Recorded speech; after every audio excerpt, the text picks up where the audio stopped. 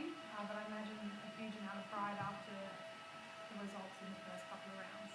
Yeah, exactly, Lara. It was very, very stressful because done a lot of good stuff, and to get that close, and always have in the back of your mind that one of those errors that we, in the last 10 minutes we still had a few errors in us, and giving them opportunities, and they're a class unit, class club.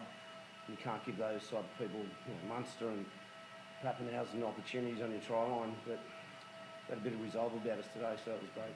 46 tackles they had to make in the 20. I don't know that we've seen that from the Dragons in a long time, to be able to keep a team like that out. Yeah, exactly. And in the first 2 weeks, that's where we've been really poor. We I think at the Bulldogs, they'd strolled over for 2 easy tries, and South definitely scored 2 tries from dummy, one from dummy half and one untouched. So that was really pleasing, our try line D, but also I just don't want to do that much of it.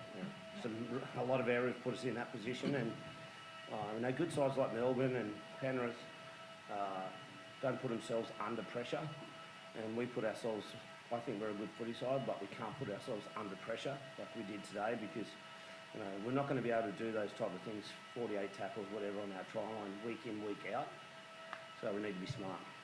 Was he cranky cookie over try, and did he deliver on the promise of giving you guys a top line? It was a solid bye week, but we trained pretty hard, but we knew that's all we could do, is get back in there and keep training hard and keep trusting the process that we had, and what we're doing. We just had to stick to a game plan and defend a lot better, and I think that's what Dino, defensive coach, and Shane will be most happy about, is how we defended our try line, and obviously discipline's a big work on, but got the result. Shane, that bench dummy half role has become really important in the game. Billy Walters, Talon De Silva and Jacob Little. It's not the first time this season he's come up with a really big play. How fitting is it with the game on the line that he's the guy who steps up to ice it? Yeah, it's great, and Cookie did some really good stuff at 13 there for a bit, because his experience is crucial. And then when Jacob comes on, hookers these days in the middle part of the field, they're making a lot of tackles and doing a lot of work, so you can't expect the beach sprinter to have his beach sprinting best at the back end of halves or in later things. So Liz comes on and gives us that bit of speed out of dummy half and another threat, so it's really important, and they're doing a good job tag team. Liz had a bad pre-season, had 3 hand surgeries, so didn't train a lot, so he's coming good at the right time.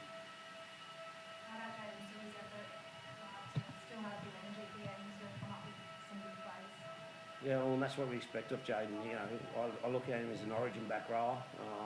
We treat him as such. We expect that type of stuff, and when you need him for a big run or a tackle that he made today, that's what origin players do. They come up with those type of plays. So it was really pleasing that he's coming back into form and made some big plays today. You have some new players in the team, 3 in the spine. Is there an element of that these things can take a bit of time to adjust for the whole team? Like, it's only round 4, you get this massive win, it gives you confidence, but there is an identity you have to just rediscover.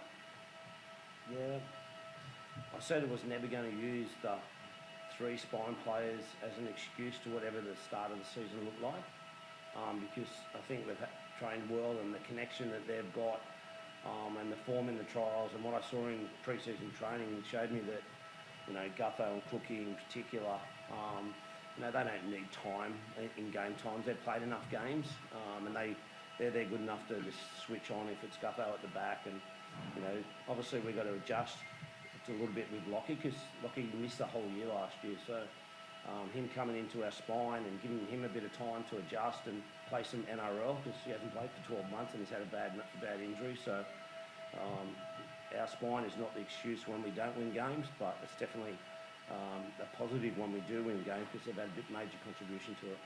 There will be so many big defensive moments today, but if I can ask you about one attacking moment, the debutant Dylan Egan, and his carry that resulted in the penalty and then the go-ahead try. Does that run sort of sum up what you've seen from him over the last 3 or 4 years? Yeah, definitely. I was excited to watch him debut, just seeing how hard he works at training. Didn't know nothing about him before, obviously getting to the Dragons. But he's an effort-based player. All the boys love him in the team as well, and he never lets anyone down. So, and that's one of the best debuts I've seen from a young guy too. He came in against a quality side, Melbourne, and definitely at the end getting that penalty was a big reason why we could close it out. pivotal moment, Flano, that carry from the youngster? Yeah, he's, as Cookie said, he's just one of those kids that he's going to have a long future in the NRL. He trains so hard, he knows his footy, he moves well, and determination and attitude, yeah, top shelf. So, yeah, long career for Dill Egan. Thank you.